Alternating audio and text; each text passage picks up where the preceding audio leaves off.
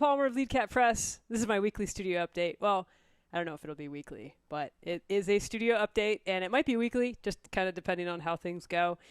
This is kind of the time where I like to hop on the YouTube and go over some things that came up in my teaching studio this week. And what I just started with, that little minor pentatonic riff, that was something that came up. So I want to go over that with you. I don't know, I kind of wanted to tell you about my summer.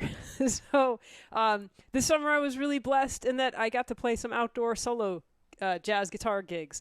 If you're ever in Maine around the Augusta region, and I don't know why you would be, but if you are, there's a wonderful restaurant called Maine Local. They have a little, like a pantry shop up top, and then you can go down and have brunch or dinner, lunch right on the river. And it's so beautiful. I can't even describe it. But I got to play there a handful of times for their brunches on Sunday mornings, and I just played a bunch of jazz standards. And then also I did a wedding there this summer that was a lot of fun as well. So I got to play some solo jazz stuff. I still haven't met any jazz guitar players or jazz musicians out here who were willing and able to come up to the Augusta region to jam. But I don't know, maybe someday that'll happen. In the meantime, I learned a lot of good skills. You know, it's always fun playing solo. I like myself, and I like my playing enough to kind of get through that. So that was really cool. The other cool thing that happened was I sent my book out to a wonderful guitar player named Adam Levy. He's played with Tracy Chapman and Nora Jones and Amos Lee. And anyways, he posted about it on his Instagram. And it was awesome to get that recommendation. Just kind of hear his kind words about the Guitar Lesson Companion Volume 1. So if you haven't picked up the Guitar Lesson Companion Volume 1, this would be a great time to do it. It's a very thick book. If you're taking guitar lessons, this will help your guitar teacher help you stay on track and make sure you learn all those fundamentals. That's kind of my jam. The only criticism I've ever heard about the book was there's a guitar teacher I knew, and he said, yeah, this stuff is all good, but it's too much work to teach it, so I'm not going to. So I don't know. If you're looking for a guitar teacher who's really into teaching the fundamentals and holding students accountable to that, and, I don't know, I'm kind of a nerd that way, but that is my jam. So check out the book and see if that interests you at all. One other thing I've been doing lately is posting a lot of shorts. So I have this guitar student who's really cool and knows a lot more about tech than I do. And he encouraged me to upload a short video each day to YouTube to try to boost my channel. And anyways, it seems to have been doing the trick, which is really incredible. In his last video, he mentioned that he wore a orange shirt, and that kind of boosted the signal. So that's why I'm wearing a bright color today. Bright colors are usually not my jam. So anyways, those are some of the things that have been going on. A couple things I want to talk about. Minor pentatonic scale. So that little opening riff that I did, there's an ascending and a descending form of this. It's based off of the E string root or 6-string root minor pentatonic scale pattern. And what I'm doing is I'm using hammer-ons or pull-offs, depending on if I'm going up or down that scale, so ascending or descending. And I'm playing 4 notes at a time. So if I'm going to start off with the ascending form, so there's my first 4 notes. Then my next 4 notes, I'm going to start on the second note of that scale, which will be the note C. Then I'm going to start on the note D. Then on the note E.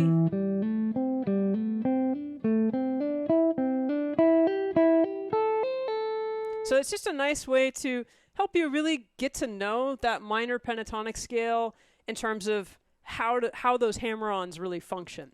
If you're doing the descending form, I start that on the tonic or the root note A, and again, 4 notes at a time. Use those pull-offs whenever you can.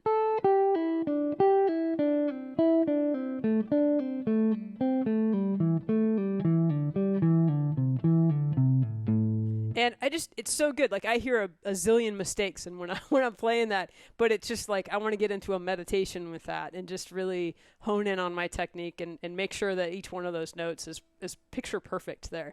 And again, you learn a lot about how to move from string to string while you're creating that really smooth line. So that's my lick or riff for you for this time. The other thing that happened in terms of the minor pentatonic scales is I have 12 jam tracks in minor keys that I like to use with students. I'll put the link up there for you. And I like students to be able to play all 5 of their minor pentatonic scale shapes in in all 12 keys. So I'll drop that for you. Now, if you need some help with the scale patterns, I've got a website that has a page that has not just the jam tracks on there, but also has this minor pentatonic scale pattern. So if that's something you want to explore, it's there for you. I'm all about trying to make music education accessible, and so go for it with that. One other final thing I wanted to talk about, just kind of in terms of the solo jazz gigs that I did this summer, was really when you're playing solo, one of the challenges is to create a whole piece. So, it's not just like you go in there and you play the tune like you do, or like a lot of times I do in my practice space, where I just kind of play the melody and then solo and, that's it. But when you're playing in terms of a solo jazz setting, it's really important to have a beginning, a middle, and an end to a song. And that's just something that you want to think about in terms of your set that you play. So the order of songs, making sure that you have a variety of tunes, a variety of tempos, feels, keys, so that, the music kind of flows. It's not just the same all the time, which I know for me is something that, I have kind of a certain vibe I like that is just kind of natural to me. And so I kind of go for that. So playing these solo gigs, I was like, oh, wow, I got to really differentiate, these tunes from each other. And the other thing is, putting some intros and endings on though. And so that's one thing that I focused on a little bit. So I just want to drop 2 at you, not drop 2 voicings, but drop 2 different ways to approach an intro for a song. And these are just from 2 songs that I use with a lot of my students. So the first is Here's That Rainy Day. And with that one, a lot of times I'll just, especially if I'm working with other musicians, I'll just vamp on the first 2 chords, which is, in that case, G major 7 and then B flat 7. And I've got a little bit of a, kind of rhythmic feel to that. Not quite a bossa, but a little bit flowy.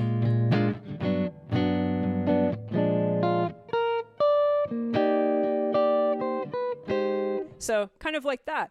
So that would be one option, is just vamp the first 2 chords. I guess there is another option. One other thing you could do is you could take the last 4 or 8 bars of a tune. That would be something you could do on that tune. And the other option that I really like is just playing a 3-6-2-5. So you could do B minor, E7, A minor, D7, and then you're in the tune. Like that. So those are 2 options that are for Here's That Rainy Day. So I want to give you another option for another tune, which is Autumn Leaves. And this Autumn Leaves I've taken off of the Cannonball Adderley version of the tune, where Miles Davis is playing the melody on that tune. And the way it starts off, I just kind of moved that to guitar, and I play the bass line on guitar, but I really like it. So that's why I use that sometimes.